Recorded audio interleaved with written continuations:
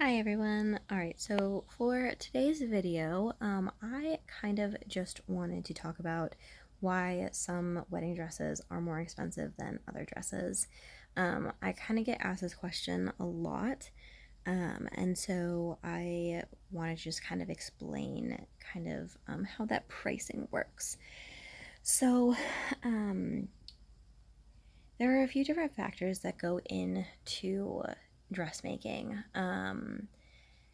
And there are a few different reasons why a dress at David's might only cost $99, whereas a dress from, I don't know, um, a regular boutique might cost $2,500.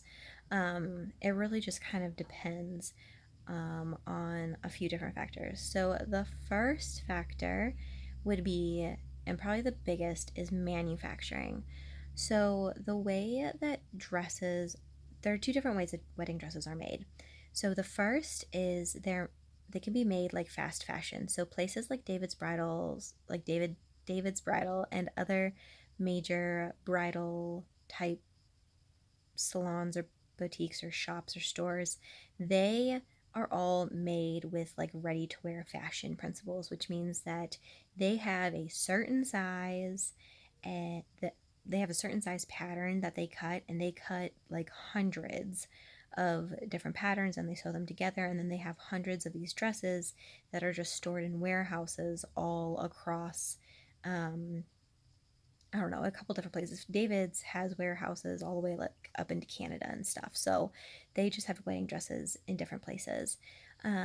So they keep these dresses in warehouses, and then whenever somebody orders the dress in a certain size, they send that size from the warehouse, from whichever warehouse is closer to that location, and that's how you get your dress. The second way that they make these dresses is that they do custom orders. So every order that you get is kind of customized. So when enough people order a dress at a certain size, then they cut and sew and manufacture the dress. But then the dress is directly sent to you or to the shop that you're working with. And then the shop will either let you know, or you just call and schedule an appointment to come in and try on the dress. So that's kind of like how the dresses get to you. Now, as far as manufacturing goes, there are a lot of different things that go into it. Materials is a huge thing. Um, like a polyester silk does not cost the same as like an organic silk does. And it's just it's just how the fibers are with the fabric. So David's dresses, the reason why some of their dresses are like $99 is because one, they don't use a lot of material. The $99 dresses are usually like sheath dresses, so they have like no fit, shape, or form, and they don't really use a whole lot of fabric. And two, they use very cheap materials to produce them. There is nothing at David's Bridal that is actually made of like good quality fabric. I mean, the polyesters and the rayons and everything that they do use are really good materials, but like they're not silk. So that's why you don't pay as much for it. Now, they do have a couple of different higher end brands. When I worked there, they were still partnered with a company called Oleg, and a lower end of a couple of other higher quality bridal designers. But I don't know if they still do that or not. It's been a couple of years since I've worked there, so I can't say for sure. But those dresses are made a little bit differently, but they have specific contracts with those designers, which kind of brings me to the next point, is the designers. So you kind of pay for the designers as well. At a smaller bridal boutique, the boutiques are often partnered with, they have contracts with the designers. Places like David's Bridal also has contracts, but the contracts are a little bit different. So depending on the contract with the designer kind of depends on what you can do with a dress as well. So, and it depends on how much you can sell the dress for. So, you can sell a dress. Okay, so let me just give you an example. Sorry, it can get a little bit confusing.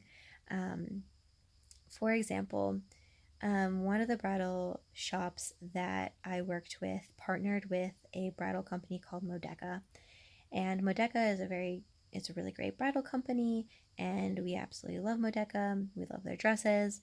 But in their contract, they have a certain stipulation that we can sell the dress for no less than a certain price.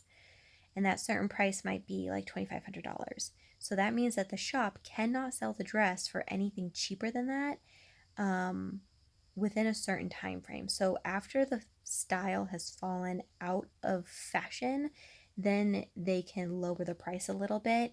But for the most part, you pay whatever like the shop is required to sell the dress for, plus a little bit of a markup price. Um, and some designers have very specific contracts that make it so that you can't alter the dresses in any sort of way. Like the reason why you struggle sometimes with altering dresses at David's is because their contracts specifically state that they can't alter the design of the dress. And so they can't take away from the original design of the dress in any way. So they just really have a very narrow scope of what they can do. Um, and it just depends on the contracts for every designer, every shop. They're all very different, but those contracts play a huge part in what you actually end up paying for the dress. Um, Now, the next thing that is a big factor is the markup price for the dress.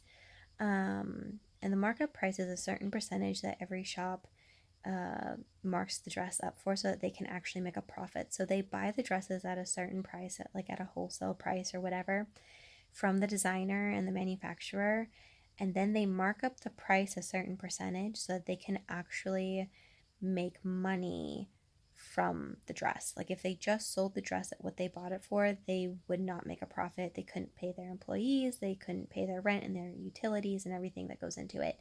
So you do pay a little bit of a markup price, which can just vary between states and shops.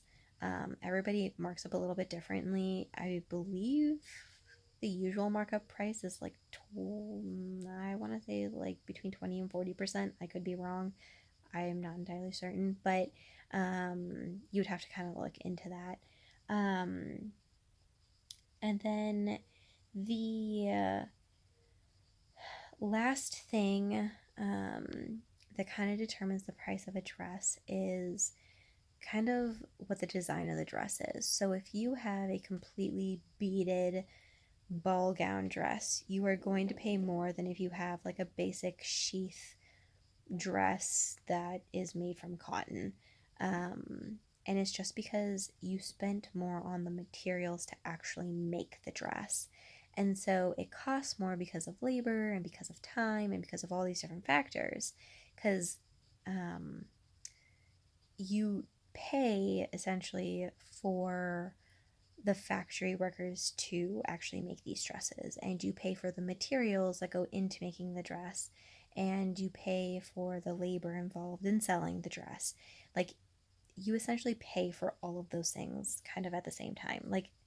Um, so when a shop buys a dress at wholesale price, the shop is essentially paying what it costs to make the dress. And then whatever they mark up the price for is kind of the cost of what they need in order to make a profit from it so that they can actually pay their employees. Sorry, my cat. um, but so that's kind of how that works a little bit. And I do know that it's pretty intense and it can kind of be a lot.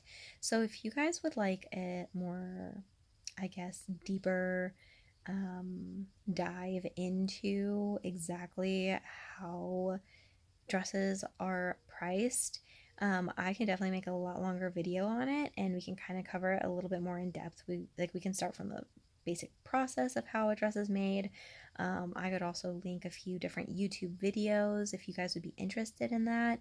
They have some great YouTube videos on how clothing is actually made. If you guys are interested in that, we could definitely talk about that. So leave your comments and questions below, and I will take a look at those and see if you guys have any suggestions.